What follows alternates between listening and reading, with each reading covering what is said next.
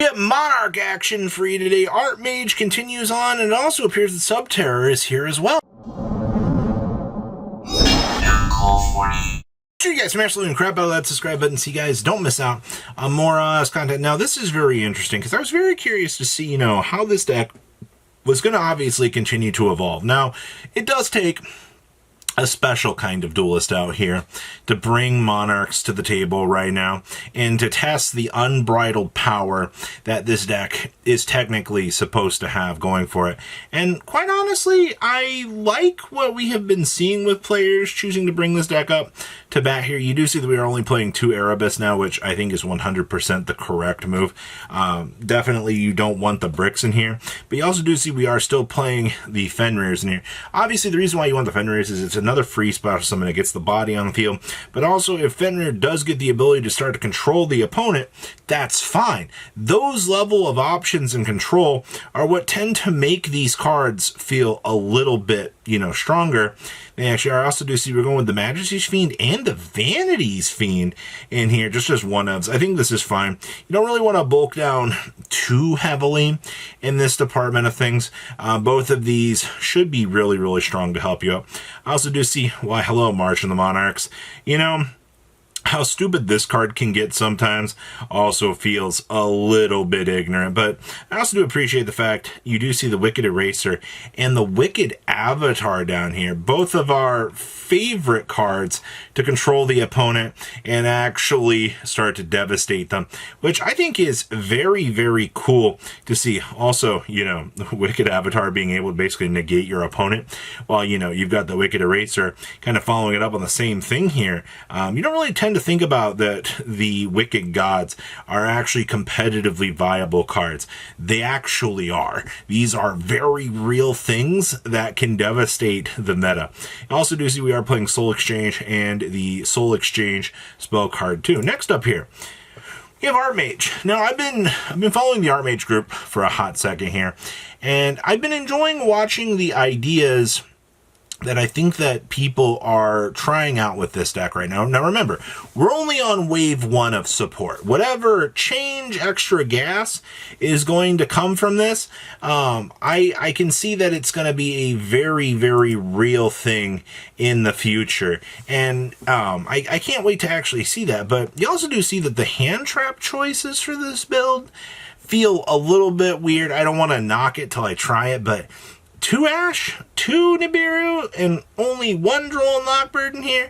Obviously, I think you're playing these cards, obviously, on the roll here, that you can pierce the opponent with the cross-out designator and try to go into that better game-winning position. I feel like that's the reason why I want to be looking at these option cards in the first place. But that's just kind of interesting. In terms of the Artmage stuff, you are doing 1 Theo Realize, 1 of the Awakening. I think that this is fine. Assault, and actually we're doing triple change. I will tell you, this card's probably one of the better cards you got going for it, because this automatically beams out the Artmage. And I do find it interesting we are also only choosing to play 1 of these, but I think that's fine. You've got plenty of ways to pull it back up with change. I mean, this duel is finished 3-1-1, which they had a draw, which means that the deck was able to fundamentally keep up with the rest of the meta, which once again, I don't think is a bad thing. When you're looking at these sorts of, challengers, you gotta assume that they're gonna be able to do very, very well out here with these sorts of things. So I like this. Also, the triple fusion deployment, gonna get the job done out here, making sure that you can get those bodies rotating back into play very easily. Next up here, we have some Subterror. Now, I want to be very, very clear with you here. You hardly see anybody taking up the helm anymore of Subterror. I feel like at this point in time, Subterror is pretty much just a dead deck at this point in time. If people are looking at choosing to play Subterror, they're considered left in the dust. But interesting things here. I see we're doing the 1 Subterror Arch Nemesis, or Subterror Archer. This is fine, actually. Depending on how I think things were going for this duelist, they were pretty prepared for the interesting things. You do see that we are going with the Fiendsmith package in here. They also were playing triple tracked in here. that's a lot, actually, that they were jam-packing in here. I don't know. I didn't expect to see that people were going to be shoving this much into a deck, but I feel like you have to be able to kind of rely on that secondary package at the moment. Because the thing that always made Subterror look very, very strong in the past was the fact that, you know, you could have the Red Eyes Dark Dragoon with the set Guru. Now you're using Desiree to supplement that additional backup package, so you can have that big boss monster to have your opponent go, oh, what am I supposed to do about this? You know, this thing is looking kind of intimidating out here. Yeah, it is, actually. That's why boss monsters, you know, are supposed to be very strong. Desiree is definitely a big help here. Also, I love the emergency provisions down here for time. That is hilarious. And only a deck like Subterror could pull off, you know, a grindy game and then hit you with the emergency provisions where you're just sitting there going, huh? Like, what? Where did that come from? Yeah, you know where that came from.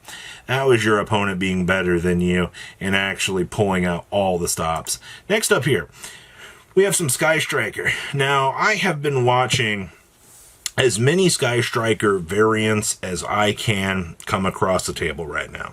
I think that Striker is by far probably one of the cooler decks that we can work with right now, given, you know, the state of not having all the extra deck resources. I do see that this build is playing a Psychonos, which I think is fine. You also do see we are playing Giga Hand Traps in here, man. You do want to make sure that you can, you know, access those and do your thing. We're doing the 2 Luminous Gate as well, just so you can go ahead and recycle back those resources. Now, interestingly enough, we're only playing 2 Linkage in here. Now, I don't hate this. I actually kind of understand why we're going with the 2 Linkage in here. Just one of those situations of, okay, well, maybe we've got a little bit too much going on in the deck to allocate the slots to a 3 of. If you play it as a 2 of, well, then things work out a little bit more in your favor and you can tech in another slot. Also, do keep in mind, you do see we are playing triple Upstart Goblin in this. Now, I can get behind this. I think having the triple Upstart Goblin in this deck is still good. Yes, it does hurt. You can lose to the stupid hand trap interactions that your opponent can have. I think we're all very aware of what comes with the bad of this. But at the same time, though, I like the idea that, you know, we can toggle for what we need. Also, we are choosing to play the Imperm instead of the Black Goat Laughs. That might be a little bit questionable to some people. I think either or are good cards. It really just depends on, you know, how the deck feels like you're going to try to open and what you got to counter pick. But let's call it what it is here. Any sort of Sky Striker variants that we're going to be seeing here, I think is going to continue on helping. And then our last list here is, the Stola said they were 43-0 with this. So I humorously wanted to include this in this video, because when I saw this, I initially went, okay, sure you are. And I wanted to humor this, because this was an idea. So basically, you're using the rank 8 package here to be able to basically try to OTK your opponent through Mr. 100 here. Those were the main things I saw. I see that we were doing some other shenanigans here, or at least trying to climb up into this stuff. I can't imagine a world where, you know, you're going to be able to descend into the full chaos here of this. But, you know, if that's what people are really going to try to do for humor out here and it works out for them, albeit, all right, it's ideas like this that I think can be a little bit fun, especially, you know, as we kind of see more and more of, you know, players trying out cool things. Also, I think that this is automatically a slow deck because I see the triple Pot of Avarice here, and I question it a little bit, because this feels very, very slow on, you know, what we're trying to do.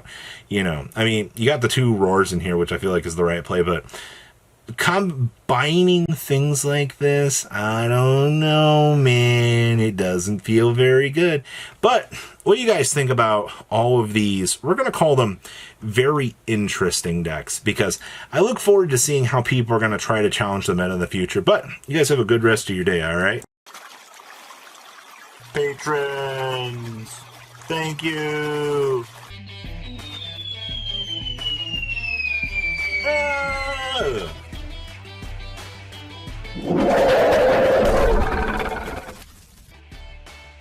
Thank you so much for watching. Check out these other videos.